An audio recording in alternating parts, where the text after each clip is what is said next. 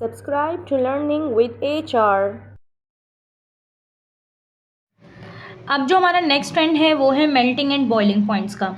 तो melting and boiling point आपके लिए it is not a new thing for all of you. आपको already पता है मेल्टिंग पॉइंट किसे कहते हैं, बॉइलिंग पॉइंट किसे कहते हैं। और जो मेल्टिंग पॉइंट होता है वो ऑलवेज़ एक सॉलिड का होता है, boiling point always is of a liquid. Melting point की डेफिनेशन क्या है? The temperature at which a solid starts melting is known as melting point, ठीक है। And the temperature at which a liquid starts boiling is known as the boiling point, ठीक है। तो definitions का तो आपको कॉन्सेप्ट्स ऑलरेडी है। अब उसके बाद हम ट्रेंड सीखते हैं कि ट्रेंड हमें किस तरह नज़र आ रहा है कि मेल्टिंग पॉइंट और boiling point top to bottom कैसे इंक्रीज़ होंगे, डिक्रीज़ होंगे, या लेफ़्ट टू राइट पीरियड में क्या होगा। तो स्टूडेंट्स ट्रेंड के लिए पहले हमें सबसे पहले मेटल्स को देखना होगा, ठीक है ना। अगर मैं ग्रुप 1 और ग्रुप 2 की मेटल्स की बात करूँ, अल्कली मेटल्स और अल्कलाइन अर्थ मेटल्स की बात करूँ, तो मेरे पास अगर मैं इन्हीं दोनों ग्रुप के लिए टॉप टू बॉटम बात करूँ, जैसे ग्रुप 1A, तो top to bottom when I move in this group 1A, तो मेल्टिंग पॉइंट मेरे पास क्या हो जाएगा? डिक्रीज हो जाएगा। मैंने बॉइलिंग पॉइंट यहाँ क्यों नहीं लिखा है? क्योंकि जाहिर है मेटल्स आर सॉलिड की फॉर्म में जब कोई चीज़ होती है तो उसको हम बॉईल नहीं करते, हम उसका मेल्टिंग पॉइंट देखते हैं, ठीक है।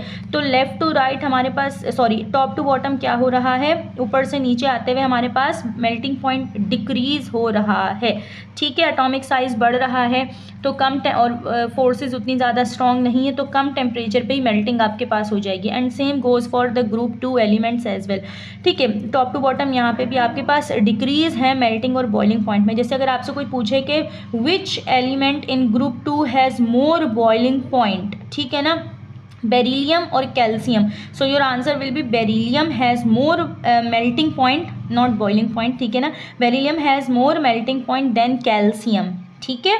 और अगर पूछ लें कि ना कि in group 1 which metal has less melting point, तो आप क्या बोलेंगे? Lithium has less melting point than all of the mentioned metals, ठीक है।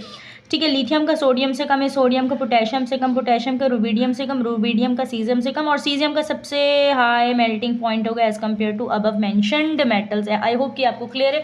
अच्छा, ये तो हमने ग्रुप 1 के अपने ही मेटल्स का आपस में कंपैरिजन देखा है, फिर ग्रुप 2 का मेटल्स का आपस में ही कंपैरिजन देख लिया। अगर हम ग्रुप 1 के मेटल्स का ग्रुप 2 से कंपैरिजन देखेंगे तो क्या होगा? तो बेटा ये होगा लेफ़्ट टू राइट मेटल्स में अगर हम बात करें, ठीक है, left to right in a period melting point increase होता है, ठीक है। यानी लिथियम का मेल्टिंग पॉइंट कम होगा बेरिलियम से, बेरिलियम का मेल्टिंग पॉइंट ज़्यादा होगा लिथियम से, ठीक है।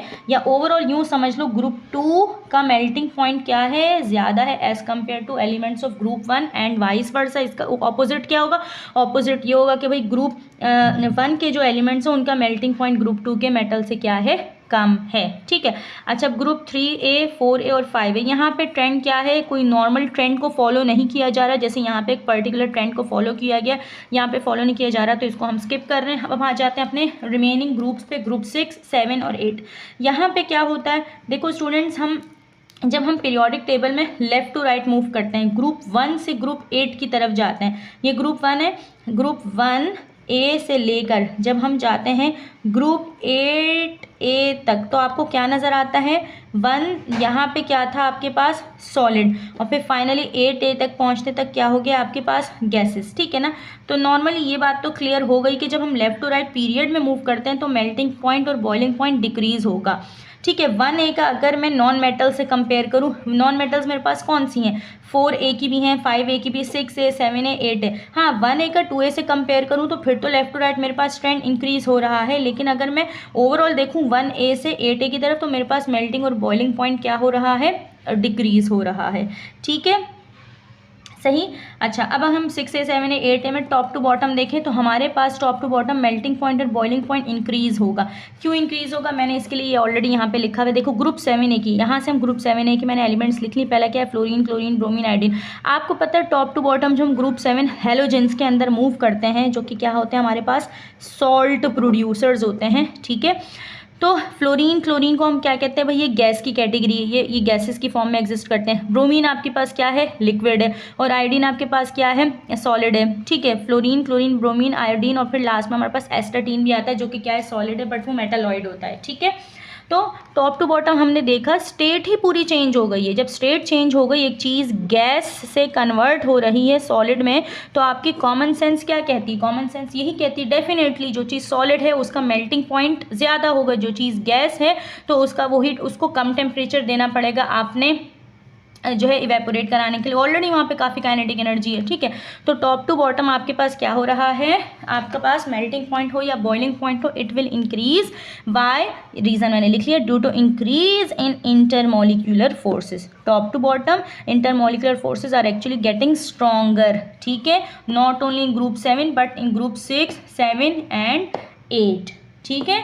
तो आई होप कि आपको मेल्टिंग और बॉइलिंग पॉइंट का ट्रेंड भी क्लियर हो गया है।